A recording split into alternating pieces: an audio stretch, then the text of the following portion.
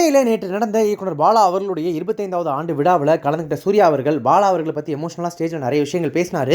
சூர்யா பேசி முடிச்சதுக்கு அப்புறமா பாலா அவர்களும் சூர்யா அவர்களும் அந்த மேடையில் ஒன்றா சேர்ந்து உரையாடினதை பார்க்கறதுக்கு அவ்வளோ அழகாக இருந்துச்சு. அந்த உரையாடலில் முதல் முறையாக சூர்யாவை பார்த்த தருணத்தை பற்றி பாலா ஷேர் பண்ணார். சூர்யாவை பாண்டி பஜாரில் இருந்து நடந்து போய் தான் நான் பார்த்தேன். ஒரு விழாவில் என்னை இறக்கி விட சொன்னேன். அப்போ தான் முடிவு பண்ணேன் தம்பி தான் நம்ம அடுத்த ஹீரோன்னு. ஆனால் அதை கொஞ்சம் தாமதமாக தான் சொன்னேன் அப்படின்னு சொன்னார். சூர்யா என்ன சொல்லியிருக்காரு அப்படின்னா, என்னுடைய இன்பத் துன்பங்களை கூட இருந்து அண்ணன் பார்த்துக்குவார்னு சொன்னார். அதே மாதிரி பாலா என்ன சொல்லியிருக்காரு அப்படின்னா, நான் சூர்யா கூட வேலை பார்த்தா ஒரு நடிகரோட வேலை பார்த்த மாதிரியே இருக்காது, தம்பி கூட வேலை பார்த்த மாதிரி தான் இருக்கும். என்னுடைய குறைகளை எனக்கு கூப்பிட்டு அண்ணா இது உங்கள் படம் மாதிரி இல்லைன்னு சொல்லி எச்சரிக்கை கொடுக்குற உரிமை சூர்யாவுக்கு இருக்குது அப்படின்னு சொல்லியிருக்காரு. சூர்யா என்ன சொல்லியிருக்காரு அப்படின்னா, எனக்கு முதல்ல தம் அடிக்க கற்றுக் கொடுத்தது அண்ணன் தான்.